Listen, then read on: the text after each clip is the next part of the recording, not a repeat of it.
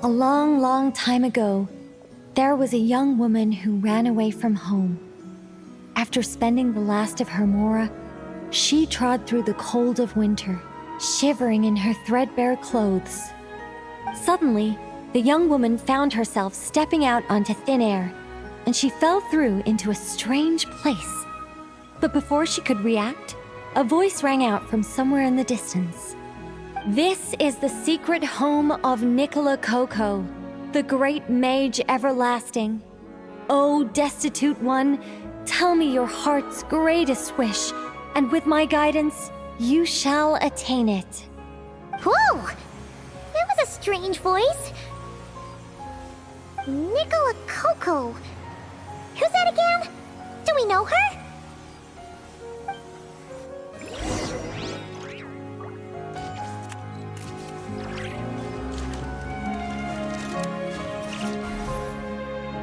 The young woman was in awe of the mage's magnificence and beauty. After a lengthy silence, she solemnly declared, "O great mage from afar, how beauteous and wise you are! The moment I beheld you, my heart began to flutter. All my heart desires now is to make your wishes mine." The subtlest of smiles appeared on the mage's face as she replied, "Very well, then I shall task you with performing certain deeds on my behalf, such as those that are within your ability. Your guide is here, and your reward awaits you in the days to come." Guide? Does that mean this glowing orb?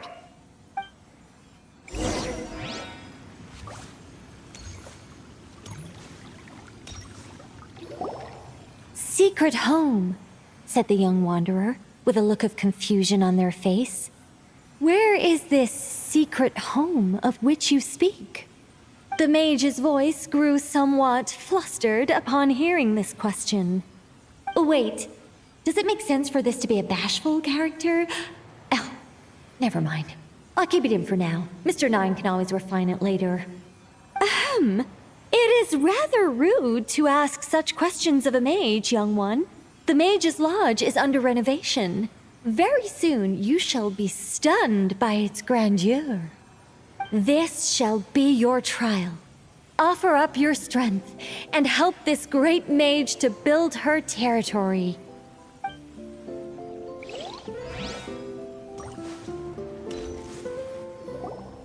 As the young woman continued forth, she noticed many exquisite statues dotting the mage's territory.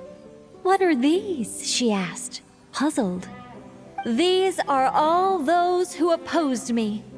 They underestimated the power of a mage, and thus were turned to stone." I quite like that. A spur-of-the-moment addition, but dare I say it was a good one. A mage ought to be a powerful and dangerous figure. Danger lends a certain mystique, and without mystique, the world would be a very dim place. But turning people to stone at the drop of a hat? Is that too over the top? And no one wants to be around someone that capricious. Okay, I think I'll dial it back and turn it into more of a vague warning. Upon hearing this, the youngster broke into a cold sweat. But then, the mage's laughter broke the silence. Did you fall for it? I was merely joking. These statues are just my way of capturing a certain moment in time. Anyway, statues. That's what I need your help with. The Mage's Lodge is feeling a little empty, and I should like to fill the space with some more adorable companions.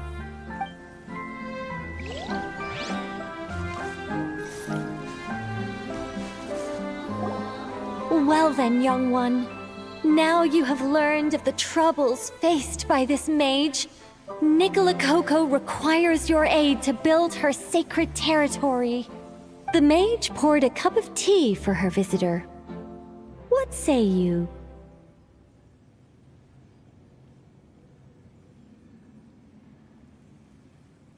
Wait a minute! Shouldn't we think twice before going all in on this? We don't know anything about this person! And she seems a little weird. Huh? Although, having said that, this teacup cup looks kind of familiar. Nicola Coco. Ah! Is it Mage and Nicole? Correct. What do you think of my story? Hard to say. It's not finished yet, surely. What happens to the characters in the end? I haven't decided yet. I need to renovate my home first. Perhaps I'll have a burst of inspiration after that. Anyway, if you can hear my voice, I assume that means you're currently in Nodcry. In which case, could I trouble you to gather a few things for me? Exactly. I'm thinking of building a few more statues to decorate my home, but I'm lacking inspiration at the moment. So, I was thinking you could take some photos to give me some ideas. Are you serious? Alright then, leave it to us! Wait here. We'll head out and see what we can find. And remember to finish the story once the statues are done.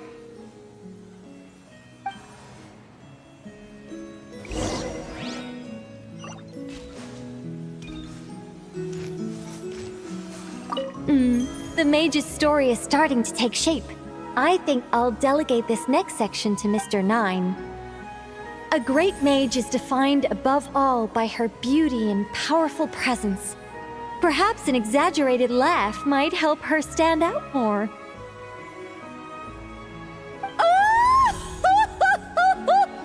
It looks like someone has been bewitched by the power of the great mage everlasting. Is that laugh too annoying? No, it'll be fine. It's all in writing anyway. No one will hear it out loud. My renovation plan is complete. But where to start? Everyone knows you can't just conjure a house out of thin air. Or could I? Alchemy could work. The only raw materials I need are bricks and wood. Yes, I'll go with that. Far easier than building everything by hand. A mage's home has to look very different from an ordinary house. I'm just not sure what that means in practice. One thing's for certain, though. It has to be an ancient, mysterious, and otherworldly place that will endure for hundreds, even thousands of years. Yes, that's good.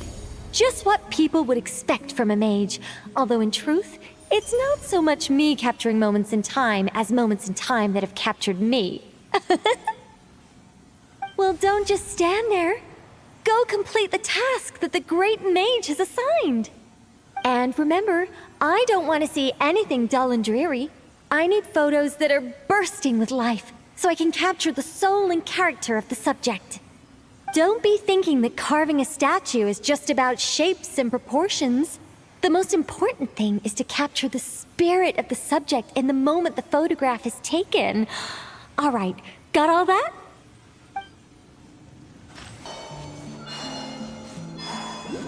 Hey, look over there! Are those finches? Oh, they look pretty lively, don't they? Seems like a good first photo.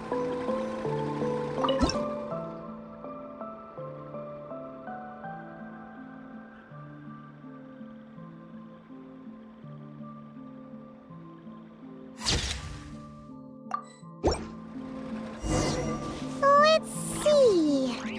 Where should we go for the next photo? Oh, we saw a squirrel statue earlier, didn't we? Do you think Nicole likes squirrels? Let's snap a few photos to take back.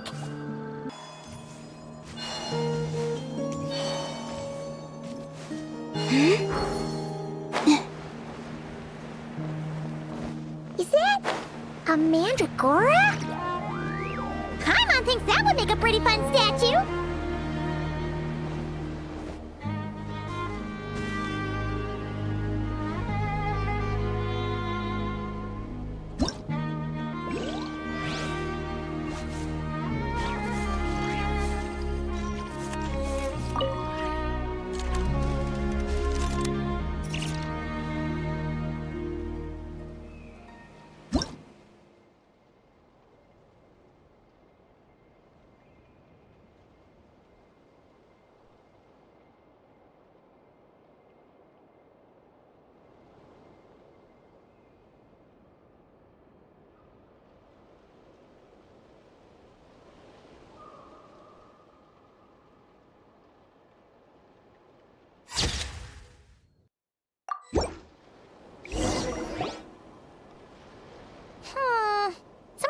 shots are pretty good, but you didn't get any from the front. Let's wait for it to turn around. Yes! That's the one! That's the money shot! Ah! Help! Oh, that was scary. I wasn't expecting it to jump us like that. Go on, Traveler. You got this. Observe. Night falls. Close your eyes. That should do it. Paimon's kept all the pictures safe. Let's go back to see Nicole.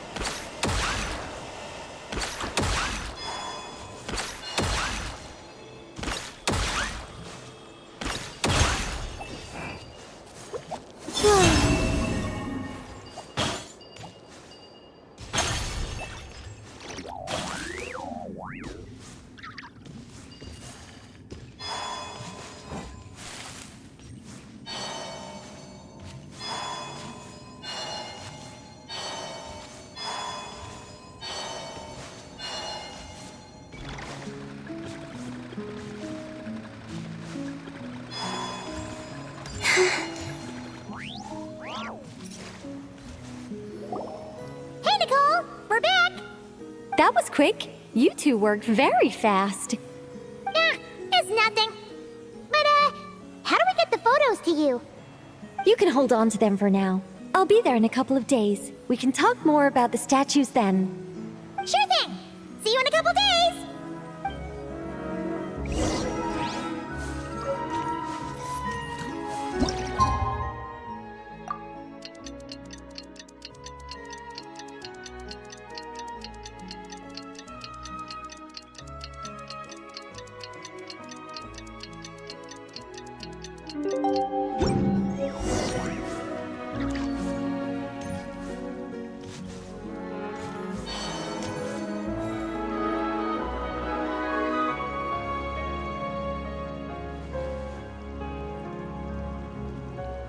Just who I wanted to see.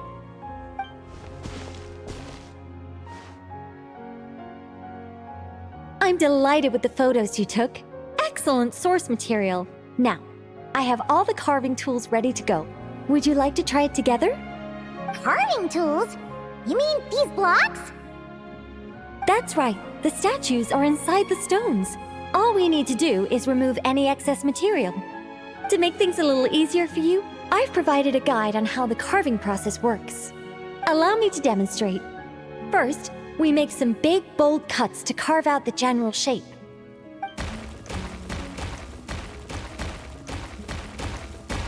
The numbers on the stones represent the amount of material you need to keep in a given column.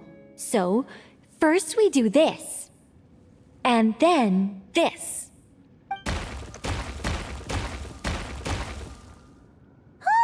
It's starting to take shape! Got it? If you carve the blocks this way, you should be able to see the basic form. Then, you just need to add some finishing touches, and voila! Wait, what? It suddenly changed in the blink of an eye! How'd you do that? A great mage doesn't reveal her secrets that easily. Just behold, and be amazed. You got the basic carving process down, yes? Focus on that, and leave the finishing touches to me. Much obliged. Alright, let's give this a shot! What the? This is way more difficult than the one you walked us through! Oh, sorry, wrong one. That's the one I was going to work on. Yours is over here. Whew, well that's a relief.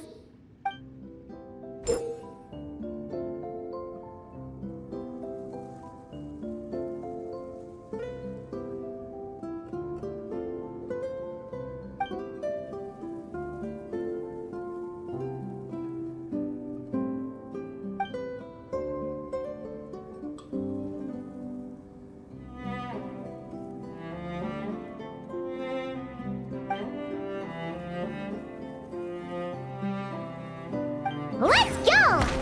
Do you still remember Nicole's process? The numbers represent the amount that we need to keep per column.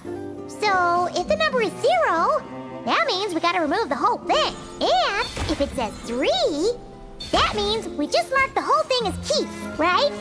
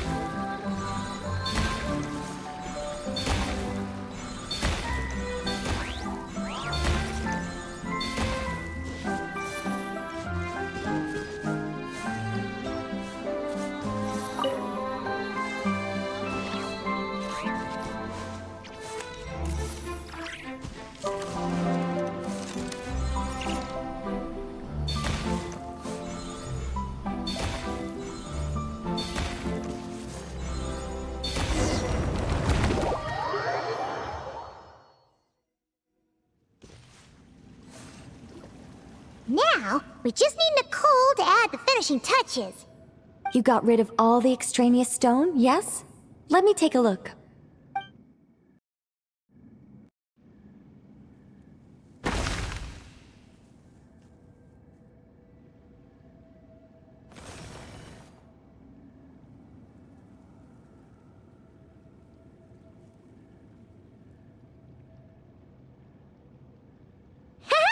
It's done! Oh, it's the Mage's Lodge! When did that get there? Is this the power of a mage? The young visitor's voice was filled with wonder. I am truly amazed. Aha! Finally, the story continues. So, what happened to the mage and her young visitor? They lived happily ever after. The end. Huh?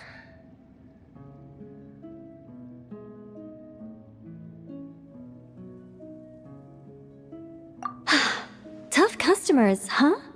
Well, if you're that eager to hear it, I suppose I'll take it from the top. All my heart desires now is to make your wishes mine, said the young woman. Those words won her the full attention of the great mage, Nicola Coco. But just as they had started warming up to one another, a group of uninvited guests stormed in, seized the mage, and absconded with her. As the youngster stood there in shock, a new mage by the name of Alinus appeared. She signed a contract with the youngster, bestowing the power of magic upon them. But after making it through a grueling training program, they would come to discover another conspiracy operating in the background. As it turned out, the great mage Nicola Coco was an alien entity. Her true identity was the first daughter of King Meowtress, the third of planet Meow. She had come disguised as a mage as part of a secret plot to trick the entire world into worshipping planet Meow. Oh, great mage! Have you been lying to me all this while? The youngster's voice trembled as their heart began to break. Leave me. War is destined to break out between our planet and yours. We were foes from the very start. The mage turned her face away, refusing to let anyone see the tears welling up in her eyes. But the youngster bravely reached out and grabbed her by the arm, swearing to never leave her. Moved by this display of passion, the mage decided to rebel. But in that moment, Alinus, who had once aided the youngster, now took the side of the king.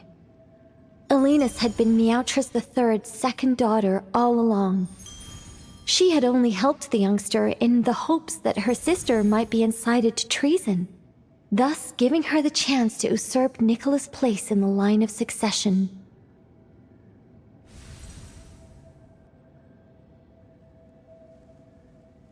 Anyway, that's the gist of it. In the end, the youngster, who by this point had turned into a cat, worked with the mage to successfully foil the king's plot. Then, they returned to the mage's lodge together and lived happily ever after in peace and quiet. The end. That was amazing! This story has everything! True love, rebellion against injustice.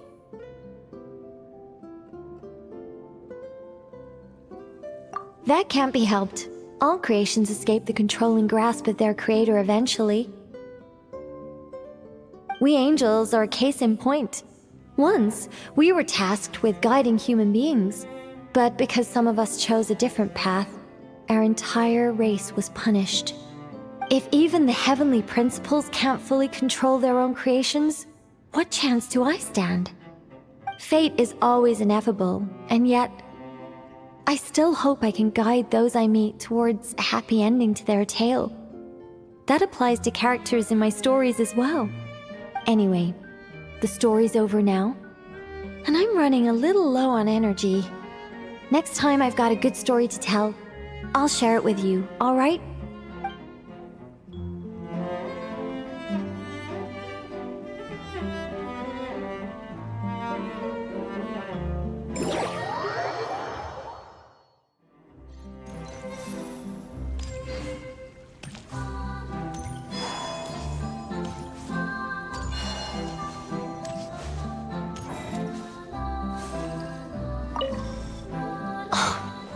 Unbelievable. Mr. Nine has refused to help me write my masterpiece. She said, it might be best if you wrote this one yourself, considering the highly complex world building. I cajoled and pestered her all I could, but it was to no avail. Believe me, I'd finish it myself if I could. That was my intention from the beginning. I wanted to finish a work of my own to prove a point to her, but it didn't work out. The moment the ending popped into my mind, my creative drive was extinguished. You two may well be the only people in this world to ever hear the tale of Nicola Coco, the mage from planet Meow. So please, do not forget her, and do not forget her adventures.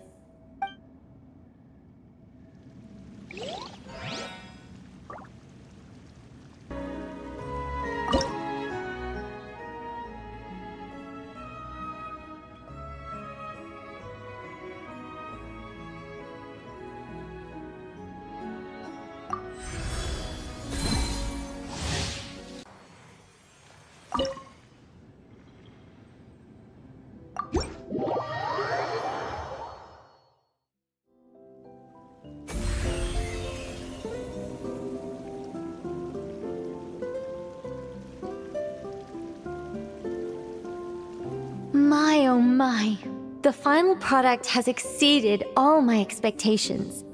If anyone actually does stumble in here by mistake, I'm sure they will be truly awe-inspired by this mage's might. Well, that all depends on the sort of person they are.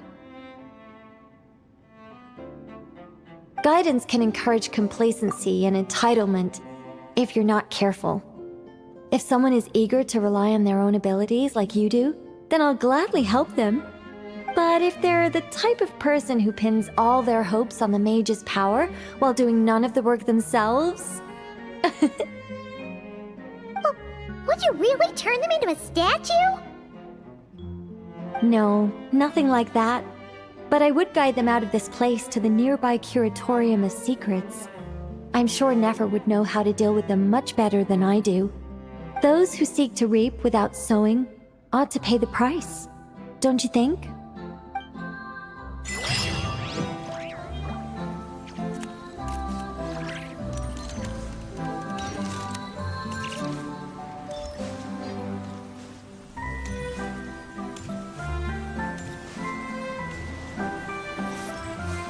Building my mage's lodge was quite a rewarding experience, but as everyone knows, any mage worth her salt owns more than one garden. It's time to pick a new location, I think. There is actually a very simple reason for it. If I only ever built one home, I might have to wait forever before someone stumbles in by mistake. Not that I'm looking to build a bustling tourism hotspot or anything, but it would be a little embarrassing if no one ever visited at all. It'd be a bit like spending days preparing for an extravagant birthday banquet, only for no one to show up on the day. And that is why I must expand my territory. A mage's power and might must be witnessed by the outside world, if only once in a while. Welcome, welcome to the Mage's Lodge. Oh, wait. It's just you two. I'm not in Nodcry at the moment. I'm actually in Sumeru watching a Rishbalin tiger baring its teeth at me. There's tea on the table, though. Help yourselves.